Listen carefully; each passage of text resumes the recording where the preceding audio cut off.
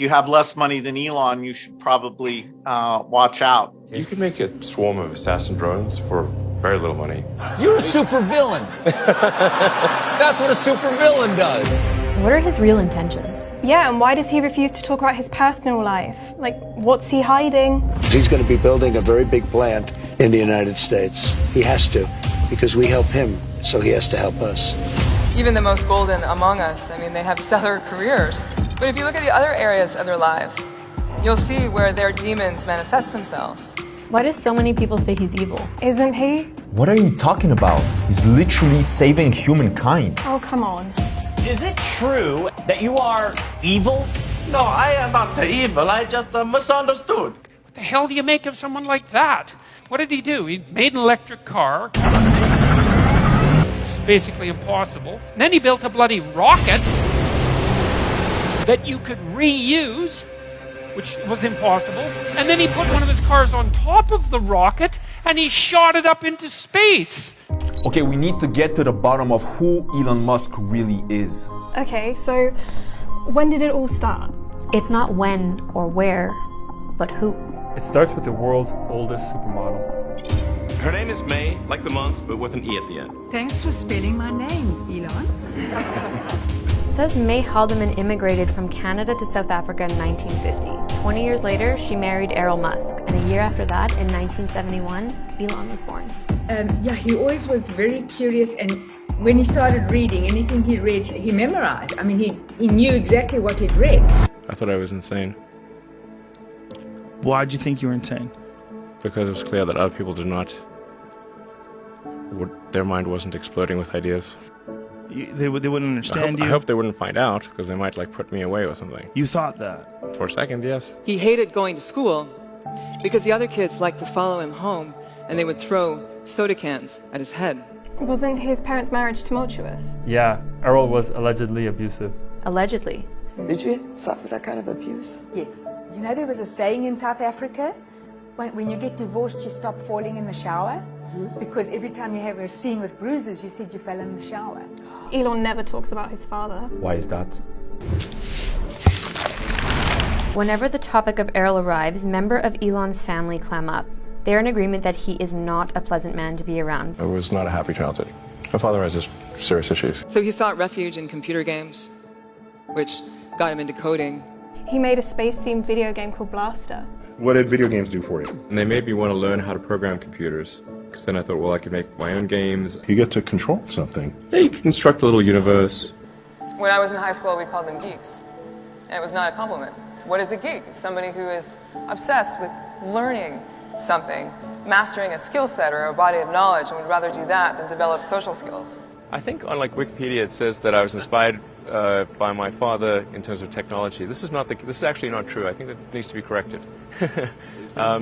He's somewhat of a Luddite, actually, in many respects, and particularly computers. He didn't want to buy a computer and refused to use computers and said they would never amount to anything. As far as role models, Neil Armstrong was one of his heroes. That's one small step for man, one giant leap for mankind.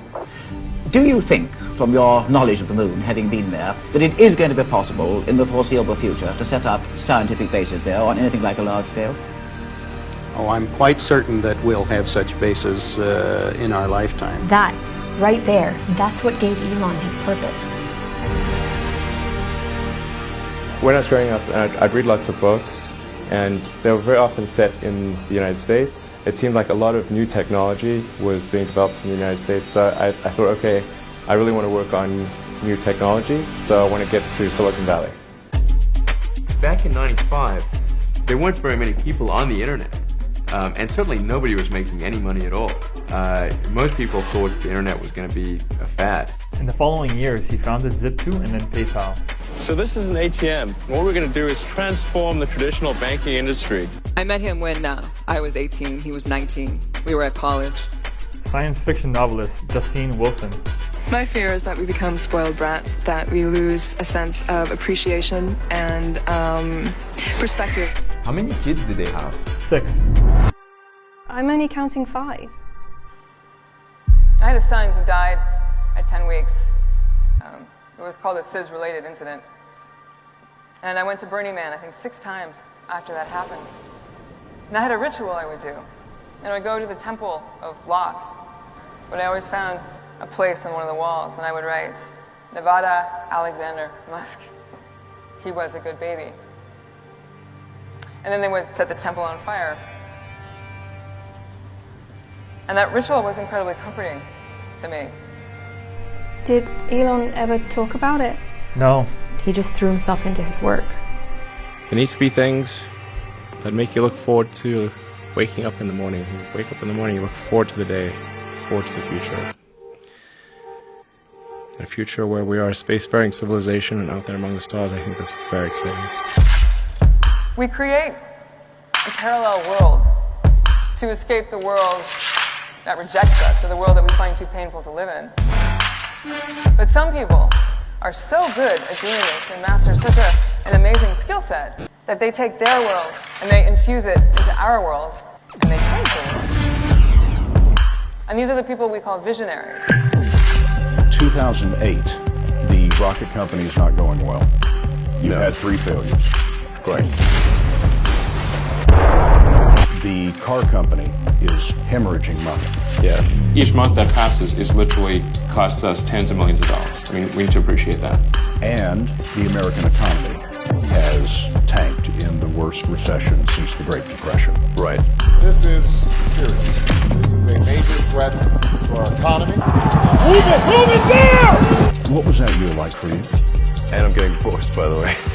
Add to that. And then came the betrayal.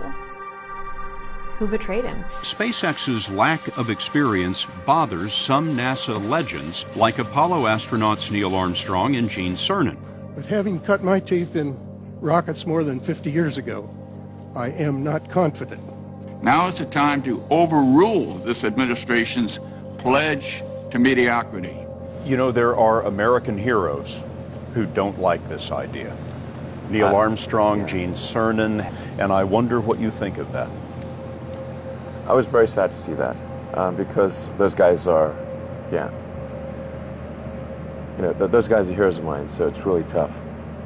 They inspired you to do this, didn't they? Yes.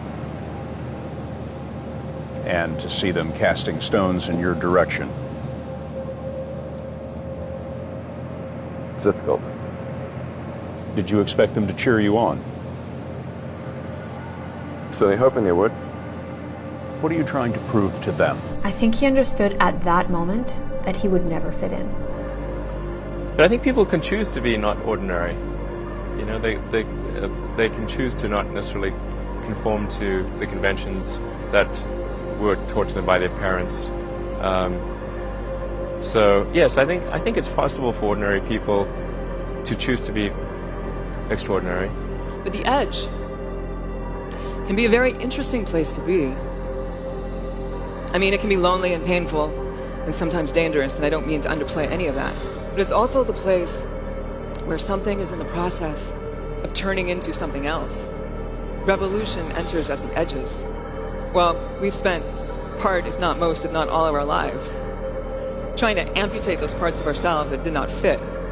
You know, we've tried to be pleasing and we've tried to do what's expected, and we suck at it.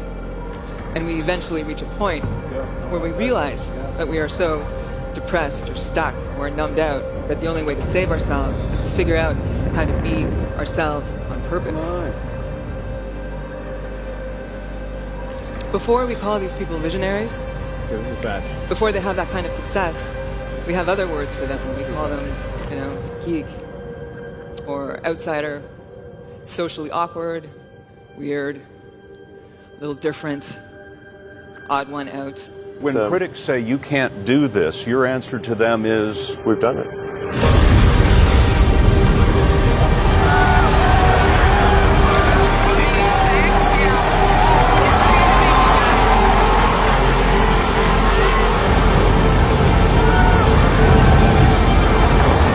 That's what outsiders do. They don't change the world from within by fitting in or conforming. They change the world by creating a new one.